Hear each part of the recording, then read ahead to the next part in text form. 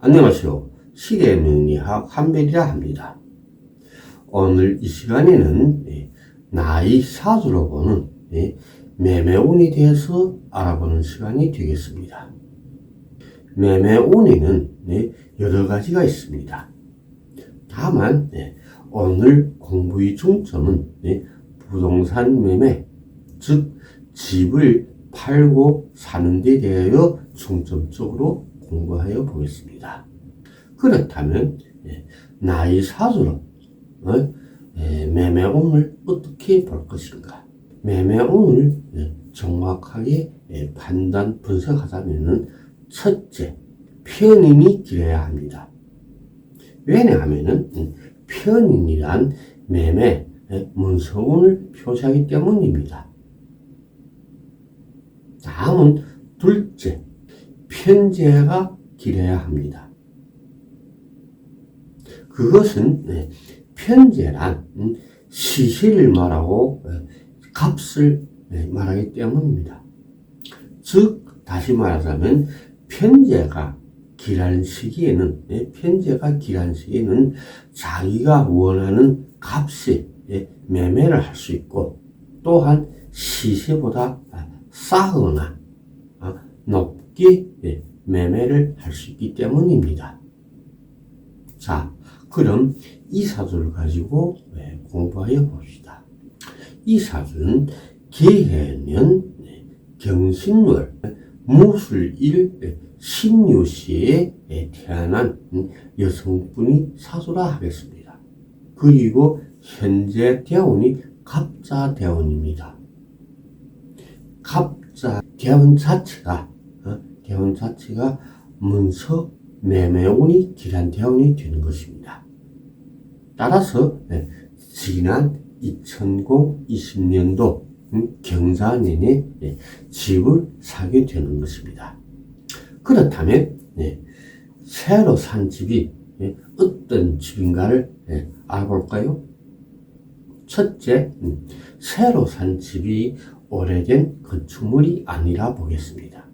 그리고 본 거주지, 즉 다시 말하자면 현재 거주하는 집에서 거리가 비교적 멀다고 보겠으며, 현재 거주하는 집을 기준으로 동쪽이나 서쪽 방향에 있다고 보겠습니다. 둘째는 집 주위 환경이 비교적 좋은 곳이라 시장이나 교통, 마트, 운동장 등등 생활에 편리한 곳이라 보겠으며, 그리고 집 면적을 보면 다시 말하자면 방이 넓지 않고 또한 높은 건물이 아닐 것이라 보겠으며, 방이 넓지 않고 집 건물도 높은 건물이 아니며 홀수층이라 하겠습니다.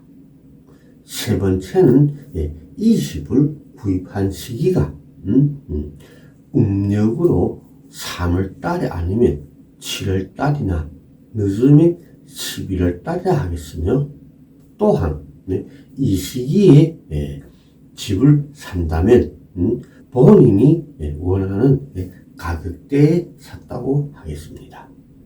저희 이 댓글을 보고 이 명조를 올리신 분이 말하기를, 한별 선생님 너무 잘 맞아서 제 옆에서 직접 보시고 말하는 줄 알았습니다. 자, 그럼 이 사주 원국을 다시 한번 봅시다. 이 사주는 무토일간이 신금월에 51%의 약기를 가지고 태어난 신약 사주입니다. 그러므로 인비가 용신이 되고 재관식상이 기신이 되겠습니다. 사주 원국을 보면 매매 문서운을 표시하는 편인이 없습니다. 그러므로 만실론이 법칙에 근거하여 월갑 경금을 편인으로 보시는데, 월갑 경금 기신입니다. 갑자대원 경사년을 보면 대운 간목이 월간 경금을 설기하여 좋은 작용을 하는 세운이 되므로 매매 문서운이 있게 되는 세운이 되는 것입니다. 따라서 이 해에 집을 살 수 있게 되는 것입니다. 새로 사는 집이 신축이냐 아니면 오래된 건물이냐는 대운이 결정하는 것입니다. 저희 시계명리학 이론을 보면 대운이 년령을 말하고 세운이 용모를 말한다고 했습니다. 이런 참고 지식은 어느 한 일에서만 적용되는 것이 아니라 모든 일에서 다 똑같게 적용되는 것입니다. 이것을 두고 우리가 통일된 공식이나 법칙이라 하는 것입니다. 왜냐하면 이 명조에는 적용되나 저 명조에 적용되지 않거나 혹은 같은 상황이라도 나한테는 적용되나 다른 사람한테는 적용되지 않다. 이런 이론이나 법칙은 법칙이 아니고 이론이 아닙니다. 한 가지 이론이나 법칙이란 나나 혹은 타인이나 또한 나의 사주나 기타 사주 심지어 학문에서 좋고 사운에서 좋고 이성운에서 좋고 통일하게 적용되어야만이 비로소 하나의 통일된 법칙이나 혹은 공식이라 할 수 있는 것입니다. 이런 통일된 법칙이나 공식은 오직 저희 한별이 시대명리학에서만 찾아볼 수 있을 것입니다. 갑자대운은 월간 경금이 쇠약한 대운입니다. 따라서 새로 산 집이 오래된 건물이 아니라고 하는 것입니다. 그리고 생활 환경이 편리하다는 것은 편인이 사업 환경이 길하다는 것을 말하는데 이 사주 조합을 보면 년간 개수가 세운 경금이 생존을 받아 세운 경금이 생존을 받아 왕합니다. 그러므로 교통이나 시장, 마트 등등 생활에 편리한 환경이라 볼 수 있는 것입니다.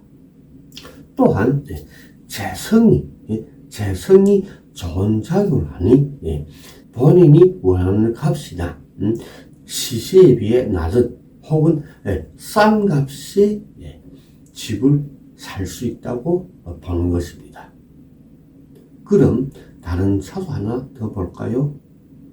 이 사주는 기유년 갑술월 정사일 기유시에 태어난 역시 여성분이 사주입니다.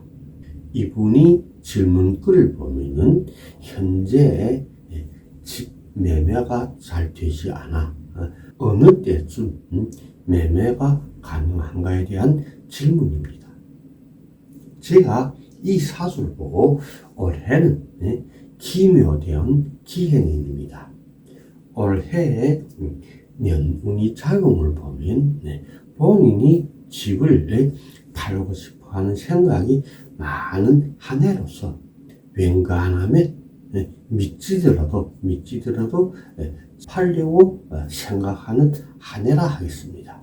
그렇다면 이분이 사주팔자와 년운이 작용에 의해서 현재 팔려고 하는 집이 어떤 집인지를 알 수 있을까요?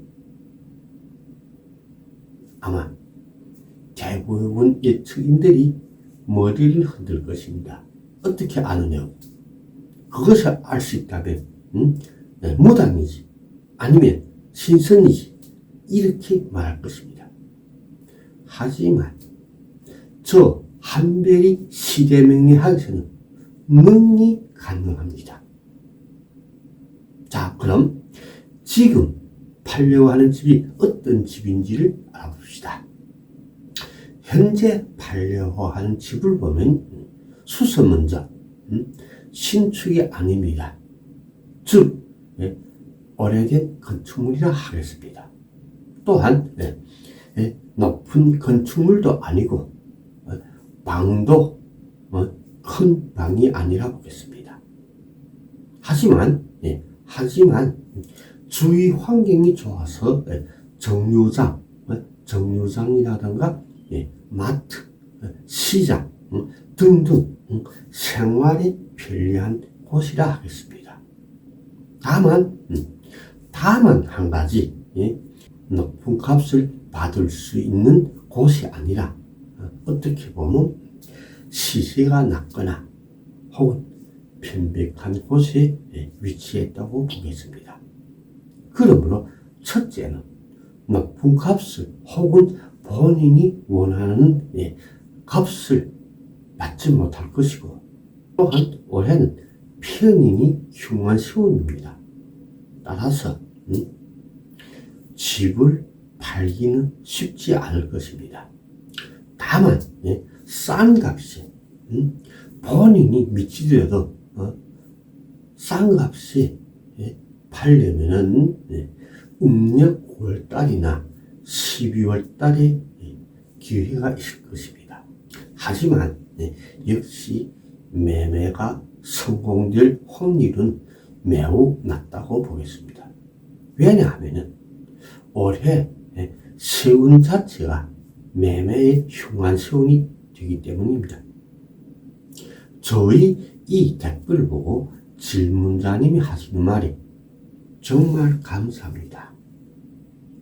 더불어 말씀해 주신 말씀들 하나하나가 제 경우와 어쩌면 이렇게 정확하고 일치한지 놀라울 따름입니다. 라고 하였습니다.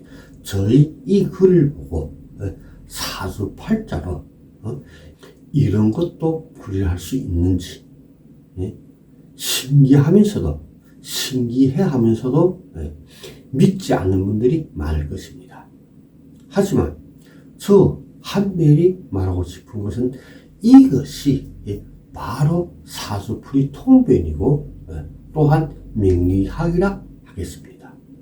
그러므로 공식과 법칙이 선명한 제대로 된 체계적인 명리학 공부를 해야지, 그렇지 않고 공식도 법칙도 없는 무의미한 신살이나 자연 생태학을 가지고 인간의 기운을 논한다면 이런 공부와 연구는 한 생을 공부하거나 연구해도 결과는 아까운 시간 낭비 혹은 경제 낭비만 하는 신세밖에 되지 않을 것입니다.